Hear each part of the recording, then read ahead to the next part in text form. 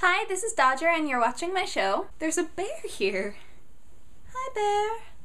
Do you want to guest star on my show? I don't think that she's up for the task. So I keep trying different areas of this house to figure out like the perfect place to do this. Today I've picked place with pipes and tobacco behind me. I feel like it adds a classy element. So a game that has caused a lot of controversy lately is the game by Zombie Cow called Privates. This game hit the PC a few months ago, and it's a game where you're little condom marines and you run around genitalia and destroy STDs. So the verdict was still out on whether or not this game would be brought into the Xbox Live Indie Games program. They have now been given a definite no. Shock. We won't be seeing this game on Xbox Live, but if you want to play it and feel like you should never have sex again, I can totally link you guys to it, so look for it in the description. The Tokyo Game Show is going on right now, and there are some pretty stellar games and some pretty confusing ones. There's a game called Galgun, where you run around shooting really cute schoolgirls with your charm. It apparently counts as a shooter game, I don't even know. But there's actually another game that I'm really excited about, called Tokyo Jungle. It's hit all of the WTF charts, everybody still wants to play it. Originally, the articles that were coming out about it were very like, this game is the worst idea ever. Now that there's been a demo at the Tokyo Game Show, suddenly everybody wants to play it. In the demo, you play a Pomeranian dog with this cute little sweater on. There are other options of animals that you can play with in the game, but in the demo you can only play the Pomeranian. Essentially, the game is that you're living in a post-apocalyptic Tokyo where all of the humans have been killed by animals, and so you are this little animal that needs to fight to survive. And I mean, the sweater, the cute little I mean, come on. Something that I do think is kind of interesting is that they take the aspect of needing constant food into account. So your health bar, apparently, from what I understand, your health bar slowly goes down constantly because you need to keep eating.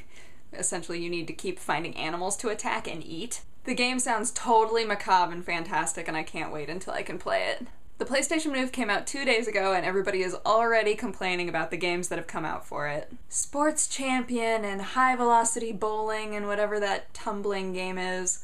Those aren't exactly games that we are going to be interested in playing. They're the kind of games that you play when you want some downtime. It's kind of like frisbee golfing for the Wii. You play it because you're bored. They're trying to appeal to a wider audience at this point and get a better idea of whether or not this is going to be successful, but here's the problem. The people who are complaining are getting shot down by the people who are saying, eventually there will be games that you will want, but right now they're not going to put them out, much like the Wii did.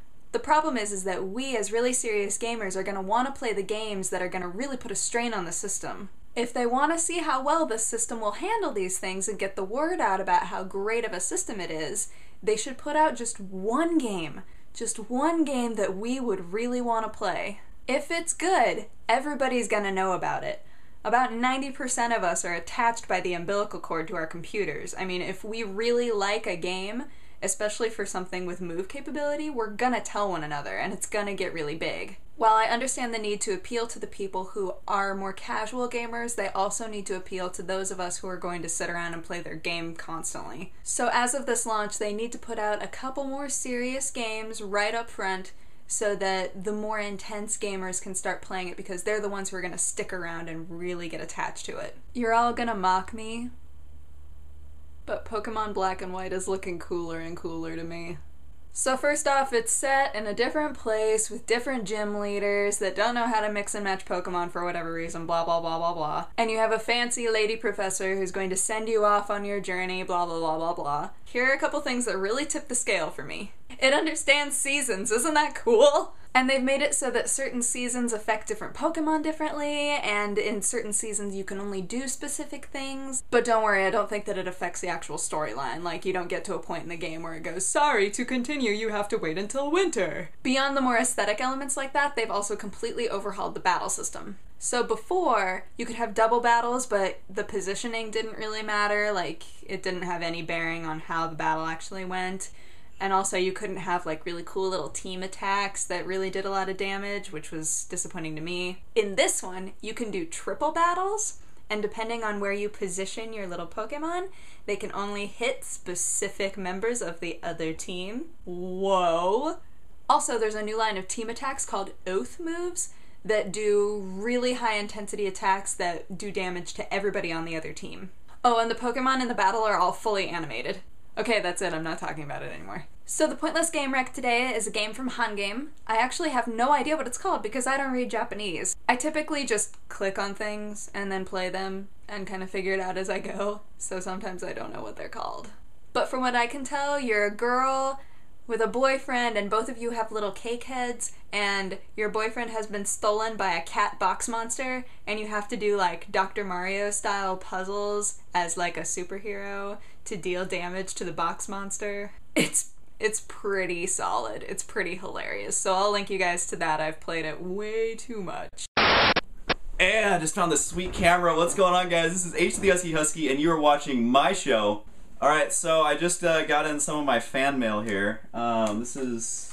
So I'm going to read one of these for you guys. Alright, so for some fan mail, let's see what we got here. Oh, you suck. And I don't really talk about more. Wait, hang on. I'm just getting a fax. Yeah, StarCraft is actually the only game we should care about. Yeah, so Valve? Yeah. No, it's really cool. I love all games. But I've only ever played StarCraft. Yeah, well, there was Vader versus Kerrigan in the finals. Oh, hang on, guys. I have an actual call here. Hello? Hey, Mike? Hey, what's up? Hey, have you seen the camera? Have I seen your camera? Yeah, because I know you were over earlier. I had it in my bedroom, and I can't find it. I'm kind of freaking out. I don't know if you've seen it. No, I left right after we, had dinner, remember? I can't find it anywhere. And I'm just wondering if... You should really... Mike? Oh, hey! What are you doing with my camera? No, it's mine. How about you come up with a question then, because I never came up with one, so you can just say You bye want to me to- them on your own. Alright, well, bye, guys. Thanks for subscribing to, my channel, and... Thank them for watching my show, don't be mean. Thanks for watching my show, and I have to come up with a question. So, today's question is going to be, what are your 2 favorite things about me? Alright, that's it. See you guys later. Oh, look at the time. It's StarCraft time.